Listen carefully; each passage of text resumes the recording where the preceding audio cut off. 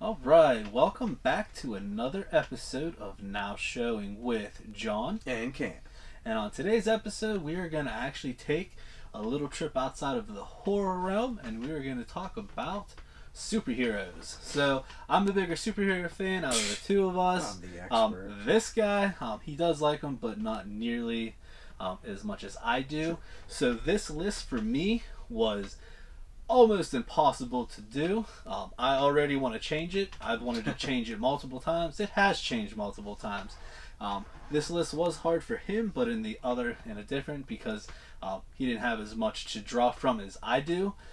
So I'm kind of interested to see what actually did make his list, and that is our top 5 superhero adaptations. And we kind of made it hard on ourselves because we didn't limit it to just movies.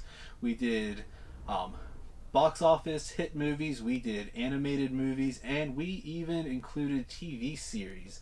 So that kind of really is what made it extremely hard for me because there are so many that I could mention. I could literally mention a lot of honorable mentions. I am going to do one honorable mention because I just recently watched it. It just came out, and that is the Batman Hush, which is based off of the Jim Lee storyline. They did a phenomenal job on this. If you look up here, I do have the Jim Lee Hush black and white Funko up there, which is a really cool one. There is a whole series of those, but like I said, they just did a really good job of basically adapting this into. I was blown away how well this was. So if you do like the animated type movies, this is one that you really should watch. And I will say that this is the one realm that DC destroys Marvel. The DC animated movies, hands down, are 10 times better than any of the animated movies that Marvel puts out. And you kind of have that flip when it comes to the blockbuster hits. Unfortunately, Marvel kind of has DC in a headlock right now with what Marvel is putting out. And then as far as the TV series go, I feel that's just kind of neck and neck. But I'm also kind of pulling from the nostalgic 90s where you had just amazing from both realms. So I'm going to have Cam start this off, and from there we'll see what we come up with.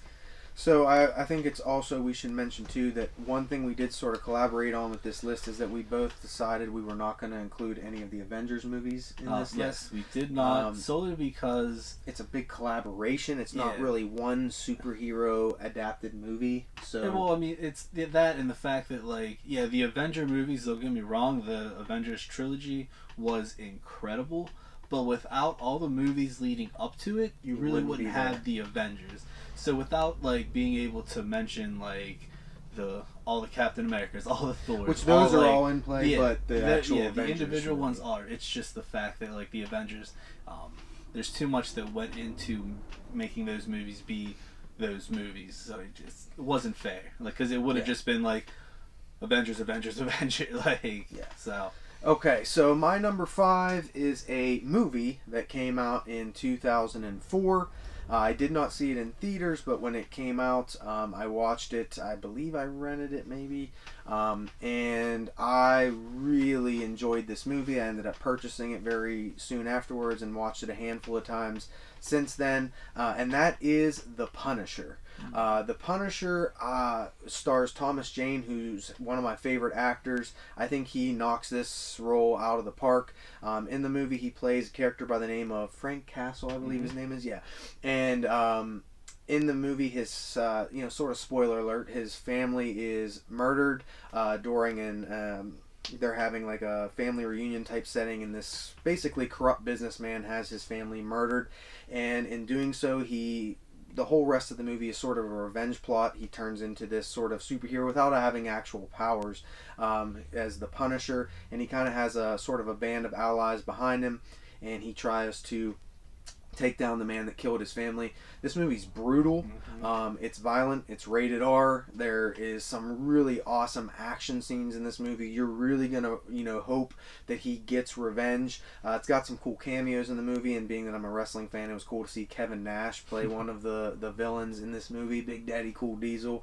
Yeah. I just like this movie all the way around, from the acting to the violence to the mayhem, the explosions. I thought they did this really well. I've never went on to watch the Punisher streaming series on Netflix or anything like that. I really like that. It's good. Yeah, it's good. Yeah. You'll like it. But I really like this. This is the first Punisher movie, right? In general, I believe. Technically, I mean, there was like a big box 80s, office yeah, one. There was like an 80s. And being that this is the only Punisher movie I saw, I don't know if he'll agree, if Thomas Jane, with him seeing the other ones, if he was the best, but I really liked his performance in this. So my number 5 favorite superhero adaptation is The Punisher. Definitely agree with that. Always love The Punisher. Alright, so my number 5, we are actually going to go into the realm of, like I said, DC, their animated movies, hands down the best.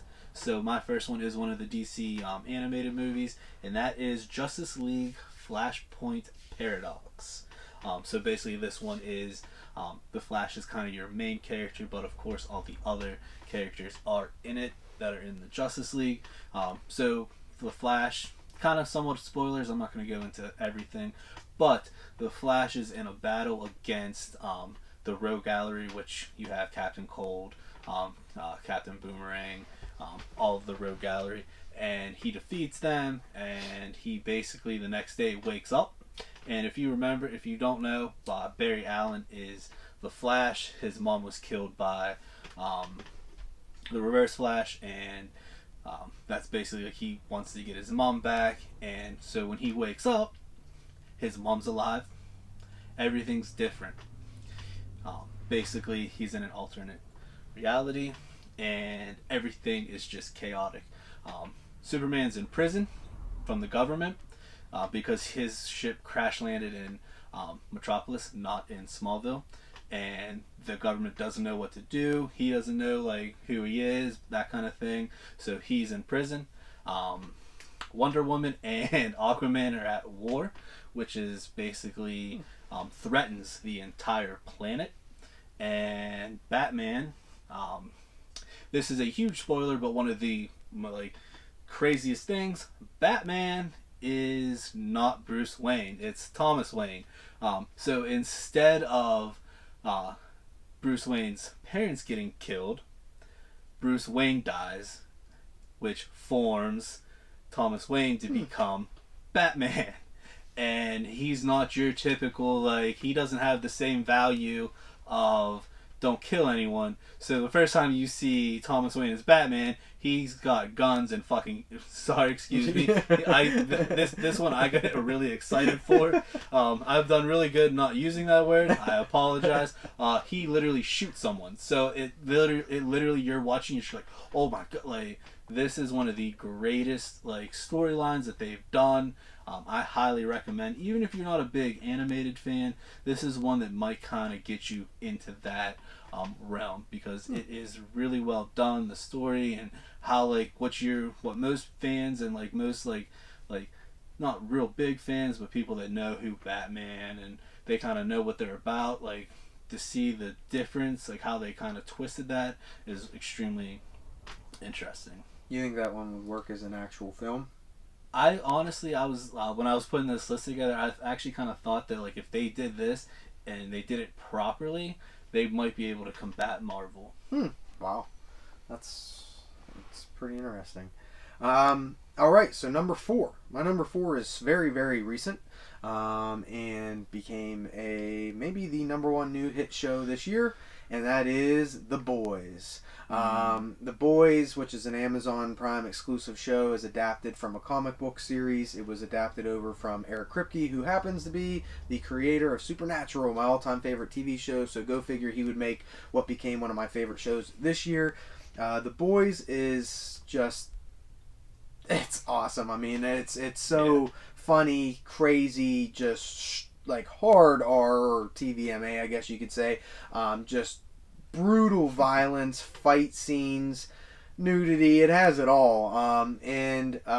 You know, in the story or in the show, basically, superheroes are the celebrities of the world. There are superheroes that are picked from each state to basically run those states or districts and to keep the world safe. And then you have your main group of superheroes that are in charge of all of them. But even beyond the superheroes, there's basically a large corporation that sort of controls them, pays their salaries. I mean, they're basically celebrities, and the world looks up to them. But behind it all, just like in the real world, celebrities are completely different people off camera, and that's the same thing with these superheroes. Not all superheroes are good people that do good things, and of course some of these superheroes do really bad things.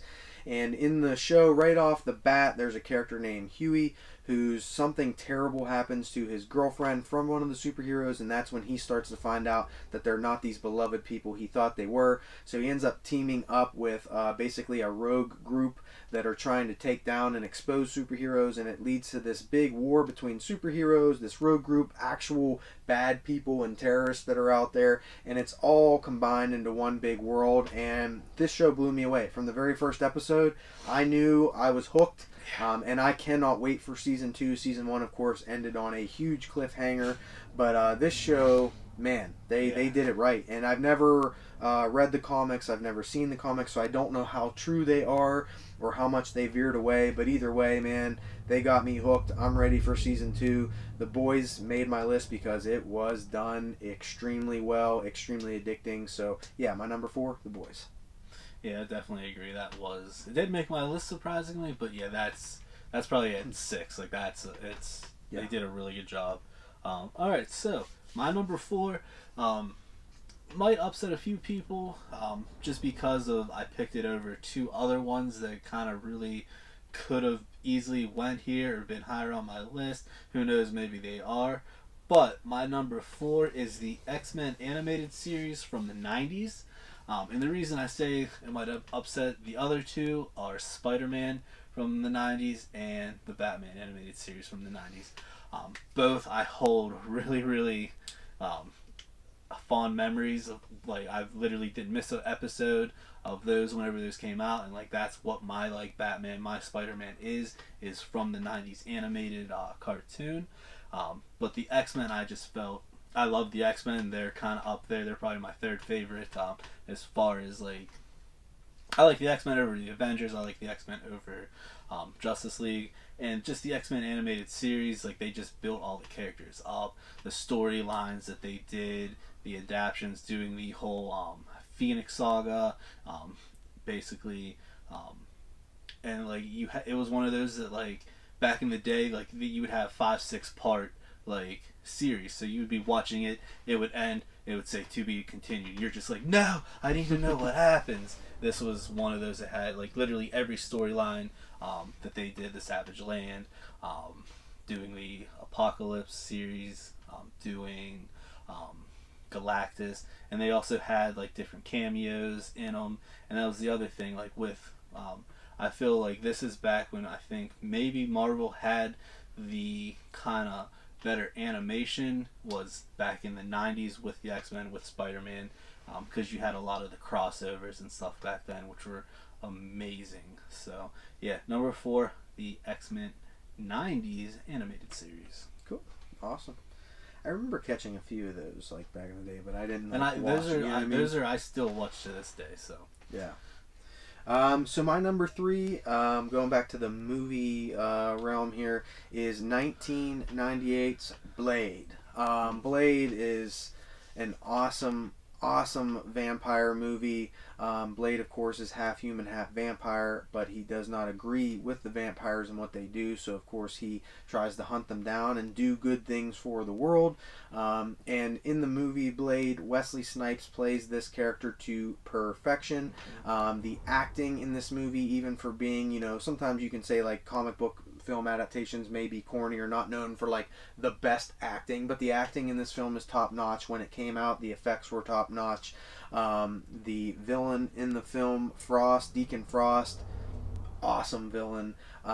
Great fight scenes, amazing score. The opening scene when Blade shows up in the nightclub with all the vampires and they're spraying blood from the ceilings and they're like having a rave drinking blood, and he just goes in there and starts whooping ass. It's awesome. Basically, his partner, Whistler, who's an older gentleman that basically helps craft a lot of the items that Blade uses and stuff, the weapons. He's kind of like, I don't want to say like, he's sort of a father figure to Blade. You can kind of think of him as, and you know, I think Chris Christopherson plays Blade, and or not Blade, Whistler. I'm sorry, and just this movie, the whole series, the all three Blade movies, I thought were done extremely well. The first one I do think is the best, but yeah, Blade is just a fun character and a fun movie to watch, and it's not just a comic book movie, but it also goes into the horror realm as well, so it hits all the bases for me. So my number 3 is Blade. Yeah, I definitely agree. Definitely Blade is a solid. I'm going to disagree with you and say the first two are incredible. Third one, I think... Triple H was in it, though. That's why. I didn't like with Triple H, Ryan Reynolds. I just thought it went a little... I like the first two. Hands down, 10 times better. But that's me. So we're what, on number 3? Yeah. Alright, so number 3, we're going to go back into the DC animated universe again. And we're going to talk about, my number 3 is Batman Under the Red Hood.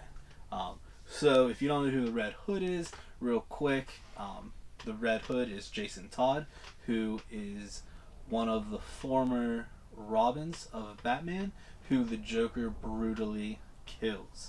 And in this movie, or this animated movie, they basically go into that. They show the Joker kill, well actually the Joker kidnaps Jason Todd, tortures him, and then he straps him in a warehouse with a bunch of bombs. Batman cannot make it to rescue him, and Jason Todd gets killed. So they pulled that from a Death in the Family comic book, which I had went over in one of the other videos.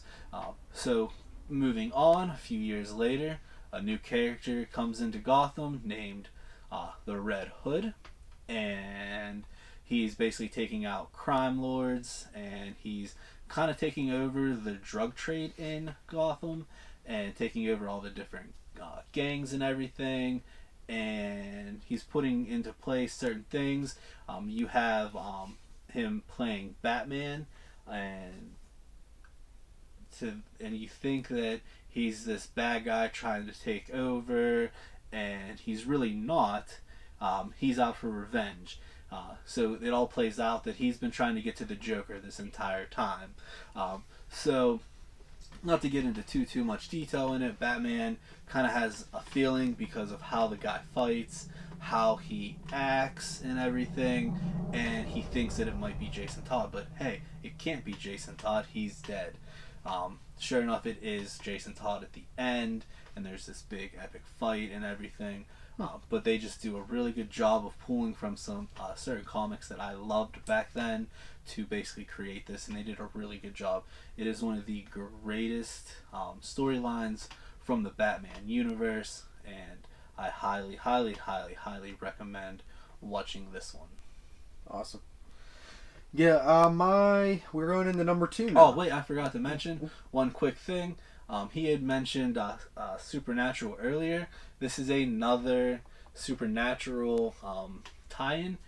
Jensen Ackles from Supernatural voiced Jason Todd and Red Hood. Right, yeah. And if you have ever seen online, there's petitions, there's a lot of fans of Jensen Ackles and Red Hood.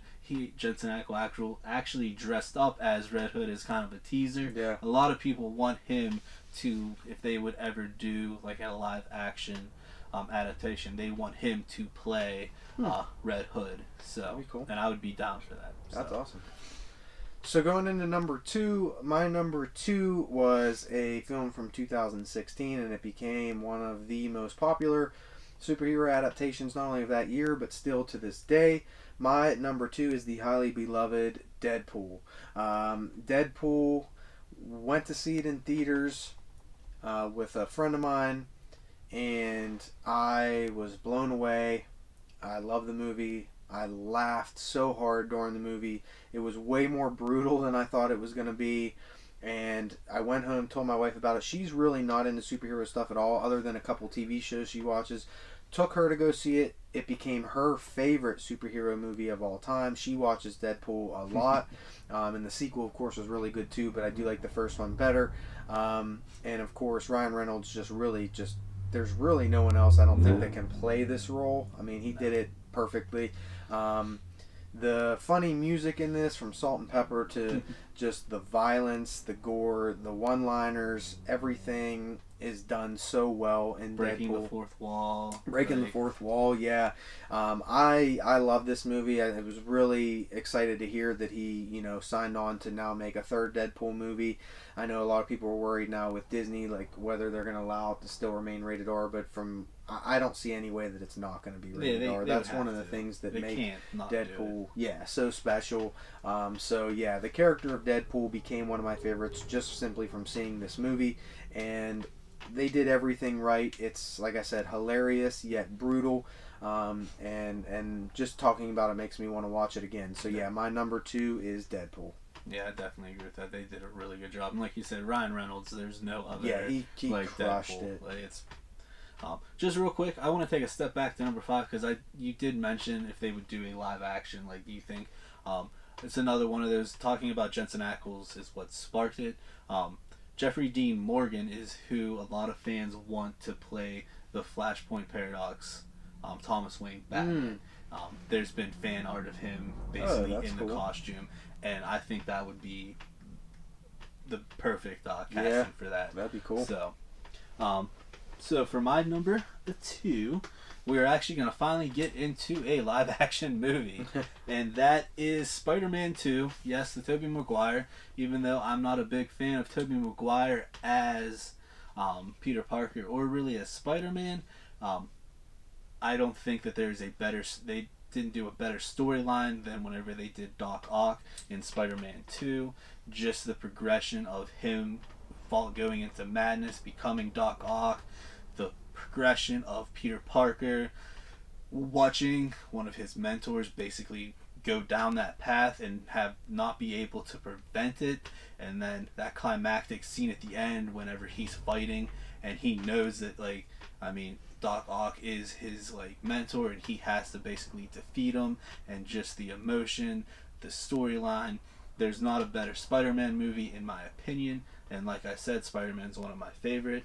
So this one of the Spider-Man movies was not going to be on my list. It had to be somewhere. I knew it was going to be high, so number 2 is the Spider-Man 2, Tobey Maguire, Doc Ock storyline, the best that they did. Even the special effects of how they created Doc Ock, his arms, everything, and the dramatic of it. Like, it wasn't just like the action scenes were incredible. The drama in that movie, the set pieces, everything was just top notch in my opinion. Awesome. Well, now we're at number 1. So, for number 1, this was one of the ones that was kind of a no-brainer for me. And you can go ahead and criticize me for making the obvious choice here. But, you know what? When you're talking about the acting, the performances, some of the more specific character performances here, and one character in particular, the setting, how it was put together, how it was done, there's no way it wasn't going to be my number 1. The score, the build to this movie, it blew me away. I've watched it more probably than any other superhero movie, so it's obvious. We can all say it out loud. My number 1, Batman and Robin. Just kidding. No, it's The Dark Knight. And the Dark Knight trilogy, if you really... So just real quick, this is one of those instances that might as well just tie everything together. Okay. My number 1 is also the Dark Knight trilogy. Yeah. And it wasn't so much going with the cliche or the no-brainer. Like, it is. It like, is. Yeah, and I'm breaking it down to the second film in The Dark Knight. I cheated and just did the trilogy, so. But yeah, I mean overall, but The Dark Knight, from start to finish, this movie is edge of your seat. It literally captivates you, brings you into the world of Batman, or should I say into the world of Gotham. And of course, there's not much more you can say about Heath Ledger's performance as the Joker that everyone else hasn't already said. It's a shame that we will never get to see him play the Joker again because obviously his tragic passing. But he, just that role, every moment he was on the screen, you're just leaning forward in your chair at the theater because you wanted to see what he was going to do or say next. Of course, Christian Bale did a fantastic job as Batman. The whole supporting cast was so well throughout that whole trilogy. I don't know if they'll ever be able to make a new Batman trilogy or just Batman film in general that's as good as what these three were, and especially for me, that second film in the series. I don't know. Like, the new Joker, I went and saw that movie, and if I kind of asked John, I was like, do you think that can qualify? Because if it did, it would have been on my list. I highly recommend seeing the new Joker. I thought Joaquin Phoenix rivals Heath Ledger in how good his performance was, but it wasn't a superhero movie or adaptation, I guess you could say, so that's why I didn't include it. But yeah, I mean, this movie had everything you could possibly want. I would argue that even if you don't care about superhero movies at all, you'd still like this series because even though it was a superhero series, I feel like there was nothing that was too over the top. Yeah. You could kind of make a reasoning for a lot of the stuff could happen or would happen, and a lot of the gadgets are possibilities with the technology that's there today.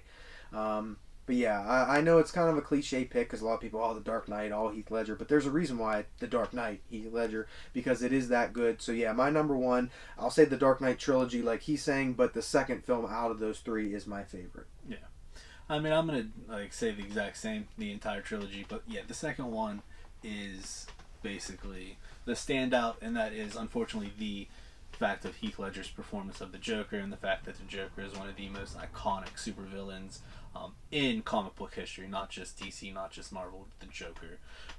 So the entire trilogy, like I said, Spider-Man and Batman are my two favorite, and I just feel that they did everything perfect in this trilogy, as far as the character designs, the storytelling, and basically just giving you the entire scope of who Batman is, where he came from, what drives him becoming Batman, him saving the city from the League of Assassins and Ra's al Ghul, and building that whole him wanting to be something more than just a vigilante. He wanted to be a symbol. He wanted to help, and then getting into the basically the repercussions of him doing what he did, becoming the symbol of the Batman, and what type of villains that brought out.